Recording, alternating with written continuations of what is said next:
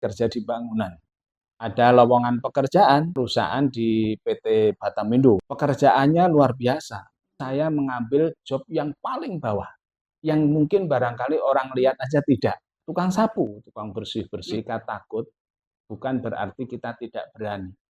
Tapi bagaimana kita tetap melangkah walaupun kita dengan rasa takut. Itu yang penting. Itu yang akan merubah daripada kehidupan kita atau mindset kita di dalam menggapai sebuah cita-cita atau impian.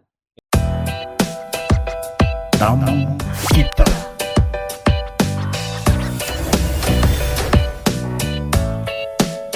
Baik sahabat kita, kembali lagi dalam podcastnya Tamu Kita, tentunya masih di edisi Januari 2025.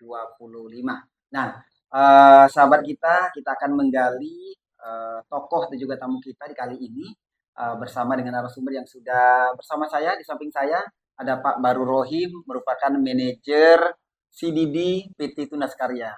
Ya. Benar ya Pak ya? Betul. Baik. Sehat ya Pak? Alhamdulillah sehat. Alhamdulillah sehat. Semangat 2025. Alhamdulillah. Baik. Pak Baru Rohim, ini di podcastnya Tamu Kita ingin kenal lebih dekat sama Pak Baru Rohim terkait dengan kehidupan dan juga sosial Pak Baru Rohim. Nah, di awal Pak mungkin bisa dijelaskan kepada sahabat kita, ini kapan mulainya Pak Baru Rohim ke Batam, kemudian Pak Baru Rohim asalnya dari mana? Baik. Silakan Pak. Baik, terima kasih. Jadi saya berasal dari kampung tentunya ya, yang ada di Jawa Timur, di salah satu kota kecil tapi penuh sejarah, yaitu di Kota Blitar. Oke. Tempat lahir presiden pertama. Oke. Saya ke Batam tahun 1990. Tepatnya itu di bulan September saat itu. Teman saya yang ada di Batam yang sudah duluan telegram kepada kami dan kemudian memberitahukan kalau ada lowongan pekerjaan. Dan kemudian kita berangkat sampai hampir 30-40 orang kalau tidak salah waktu itu. Rame-rame ya Pak? Rame-rame. Akhirnya kemudian kami ke Batam dan saya saat itu dibekali oleh ayah saya dan ibu saya tentunya ya. Bekalnya adalah pendidikan. Pendidikannya adalah madrasah aliyah. SMA ya, sederajat SMA ya. Sederajat dengan SMA. Nah, alhamdulillah salah satu daripada teman-teman yang ada, saya adalah salah satu yang mempunyai pendidikan di level itu. Teman-teman yang lain ya ada yang SMP, ada yang memang SD gitu ya. Kita mengadu nasib. Kita saling menguatkan, saling berdoa lah gitu ya. Karena di perantauan. Nah, singkat ceritanya adalah setelah ke Batam, saat itu kemudian teman saya menjemput dan kemudian kami bersama-sama ke Pulau Bulan. Pulau Bulan? Pulau Bulan. Pulau Bulan? Iya. Nyebrang malam-malam sampai di sana sekitar jam 10 malam. Nah, singkat ceritanya, di sana pekerjaan saya itu di bagian survei. Survei. Akan tetapi karena di sana memang karena basicnya kami memang dekat musola ya. Rasanya kalau misalkan tidak sholat berjamaah ataupun apa gitu ya dari sisi sosial di kampung gitu, kok nggak enak gitu. Nah, singkat ceritanya adalah karena tempatnya di sana, mohon maaf, kami jauh dari itu ya tempat ibadah dan harus nyebrang. Terus kemudian kami kembali ke Batam. Kembali ke Batam, kemudian ada senior kami yang ada di sini, kemudian kami kerja di bangunan.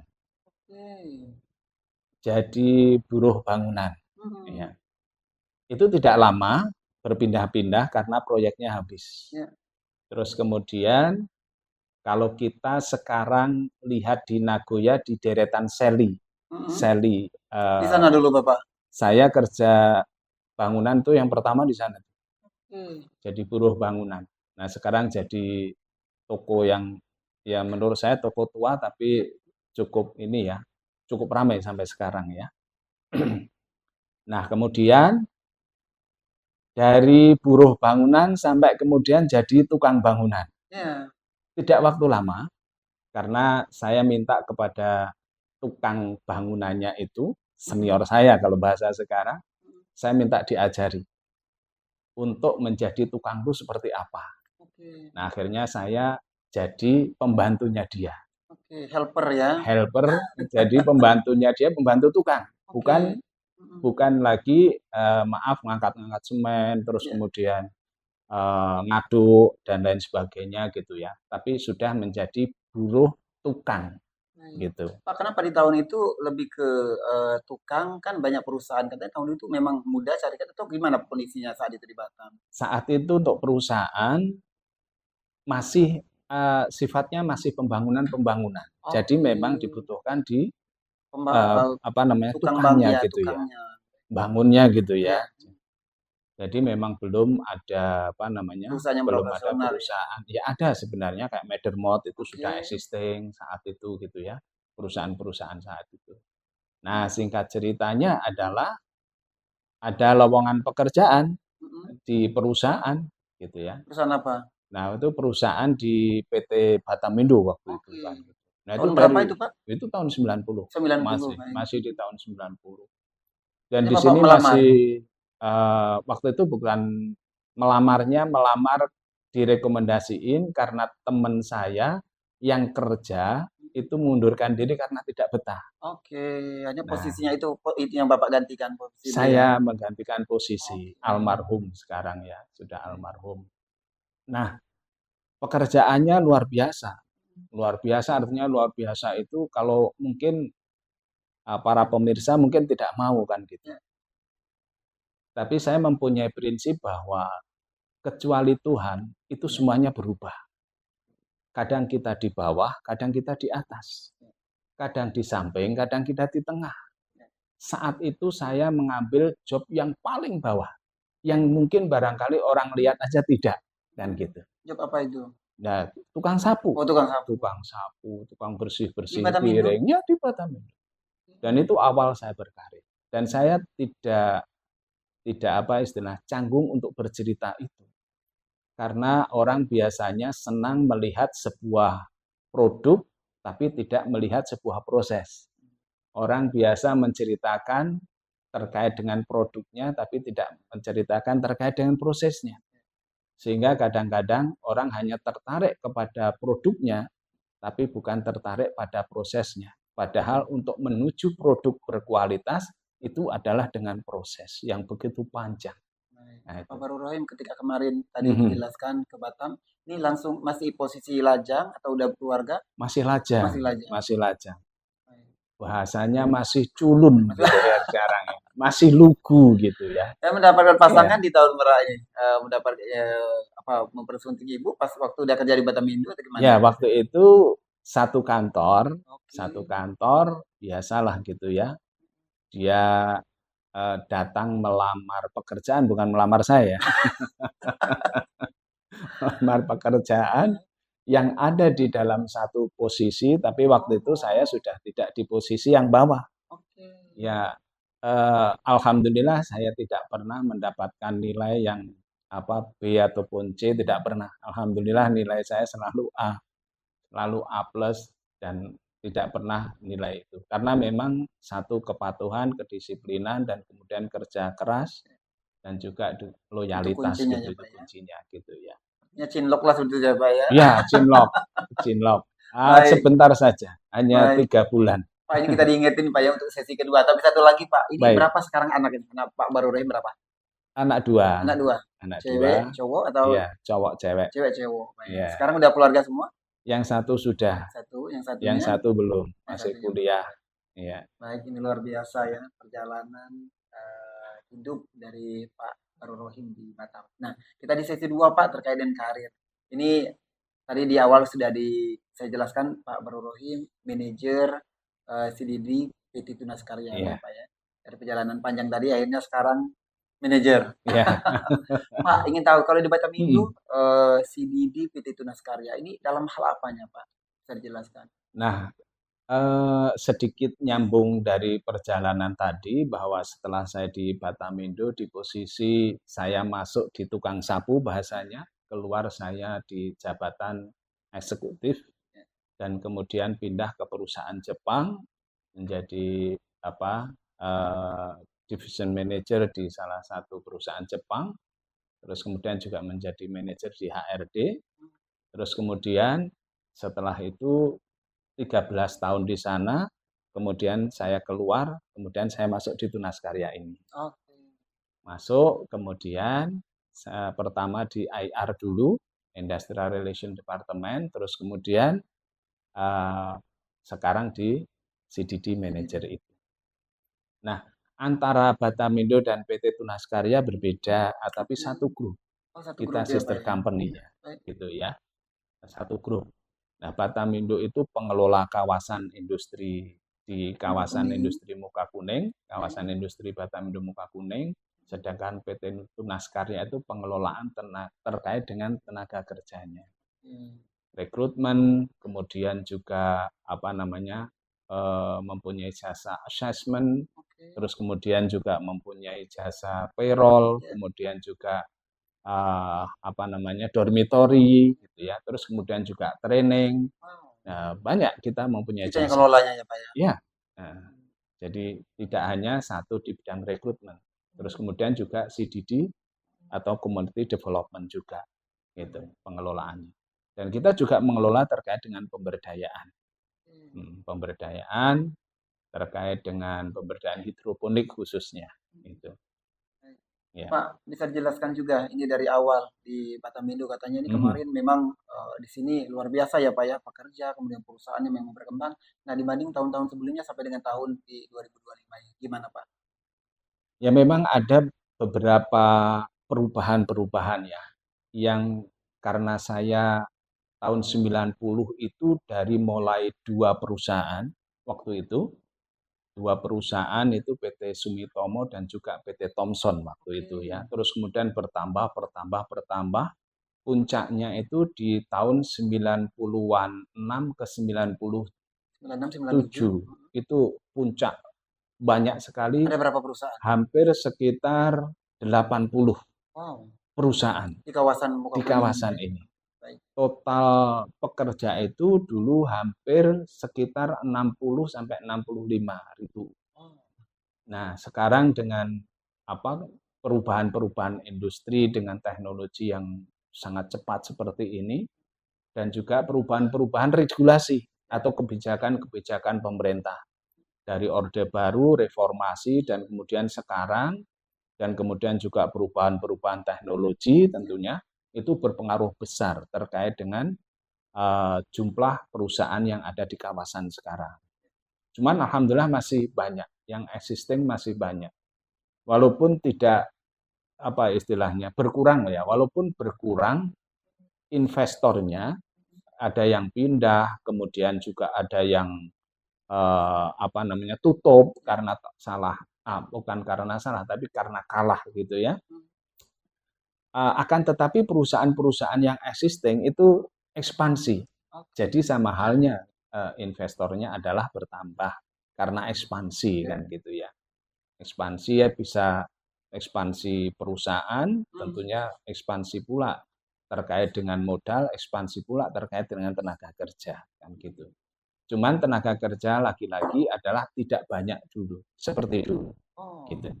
Karena teknologi, pengaruh teknologi dan juga kebijakan-kebijakan yang ada. Dan katanya juga pekerja yang datang ke Batam ini juga jauh-jauh ya Pak ya, dari mana Pak paling banyak mereka? Merata. Ya? Ada kok dari Papua juga ada, kan gitu ya. Merata. Cuman kalau yang paling banyak gitu ya, itu ya dari Sumatera, kemudian Jawa, itu memang yang paling banyak gitu. Tapi kalau yang ada di sini itu merata. Gitu. Dari timur ada, barat ada, tengah ada, gitu. Pak, ini luar biasa, dari ribuan tadi sampai dengan sekarang ini yang ada pekerja di kawasan Batamindo Pak ya. Ya. Ini kalau di CDD PT Tunas Karya berapa personil kita Pak yang mengelola ini Pak?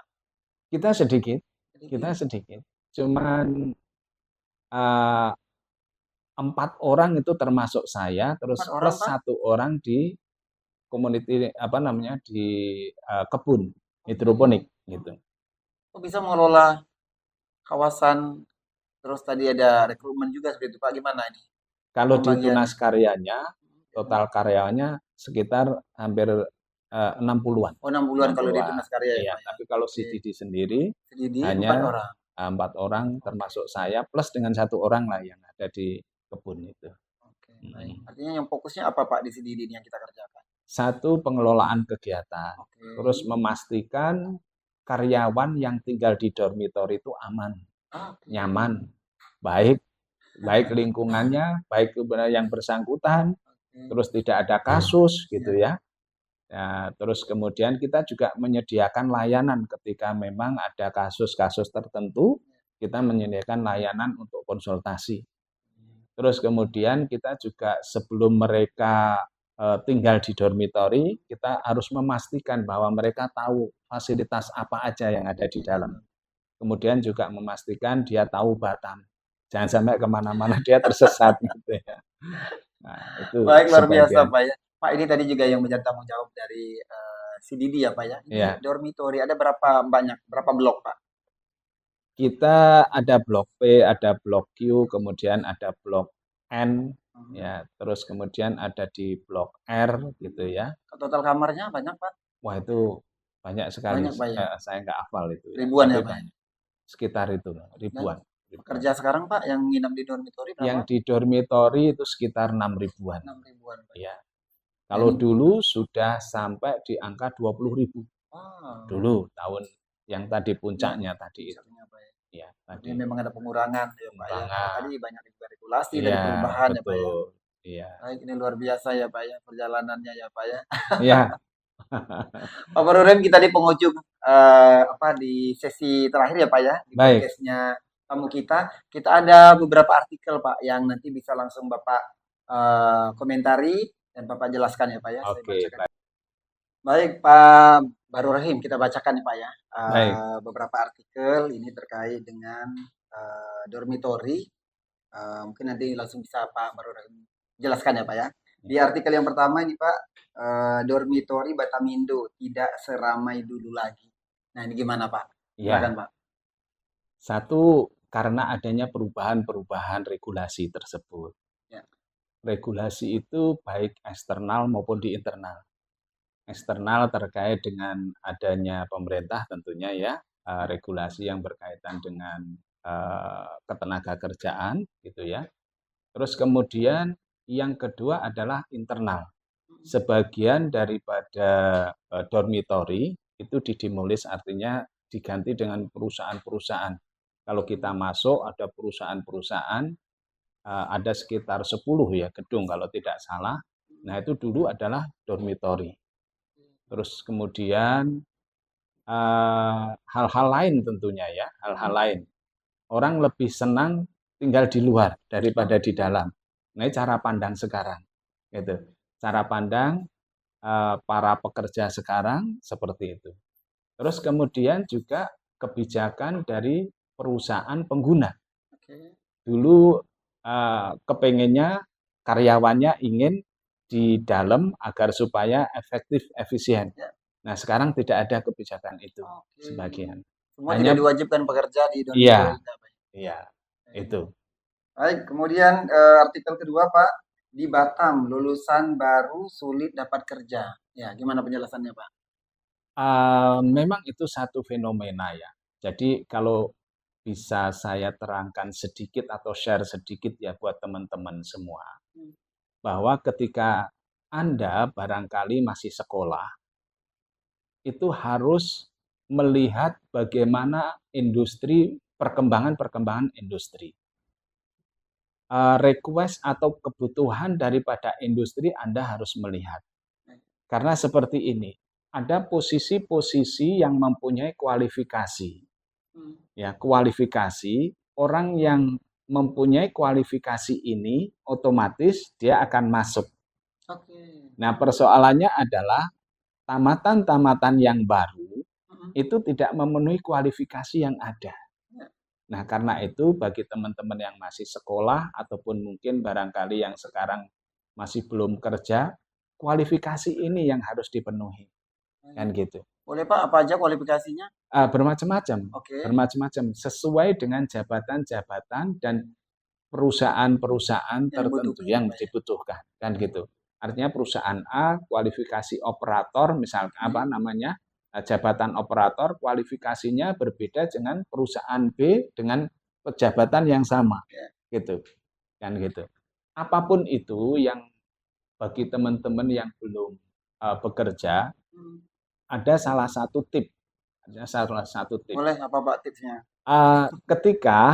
Ketika Anda saat ini sekolah, kuasain minimal itu 2 bahasa asing. Oke. Itu insya Allah akan mempercepat kita. Walaupun kualifikasi yang ini mungkin barangkali tidak terpenuhi, tapi itu akan membantu. Baik.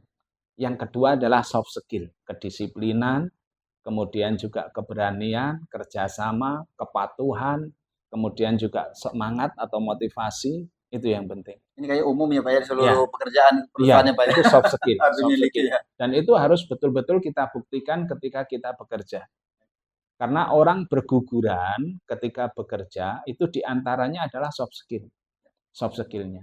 Orang yang skill-nya bagus, tapi soft skill-nya jelek, pasti kemudian dia kalah di sana, gugur di sana. Kan gitu. Luar biasa ya Ya. Pak ya. Ini kunci dari Pak Baru Rohim untuk ya artinya mudah dapat kerja di Batam ya Pak, khususnya di Ya, Batam Indo. mungkin Baru Rohim. barangkali ada hal yang penting. Ya. Kita ketika takut, bukan berarti kita tidak berani. Tapi bagaimana kita tetap melangkah walaupun kita dengan rasa takut. Itu yang penting. Karena itu yang akan merubah daripada kehidupan kita atau mindset kita di dalam menggapai sebuah cita-cita atau impian. Itu yang penting. Baik, luar biasa. Ini juga mungkin yang bisa menjadi motivasi kita ya Pak ya. Khususnya para sahabat kita yang menonton podcast di tamu kita Pak Baru Rohim di siang hari. Pak Baru Rohim, terima kasih atas waktunya ya Pak ya. Sama-sama. Tadi terima udah kasih. kata-katanya udah bisa menjadi kutipan motivasi. Sekali lagi terima kasih Pak Baru Rohim. Baik, terima kasih. Manajer CDD PT Tunas Karya. Ya. Batam Indo ya Pak ya. Tunas Karya. Tunas Karya ya.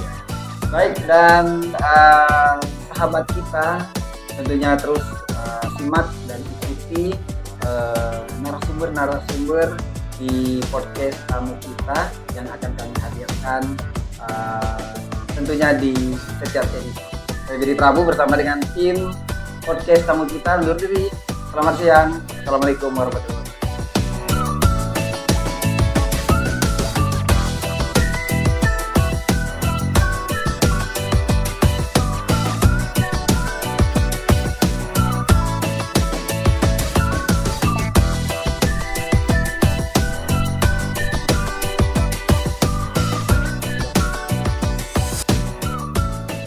Tamu kita.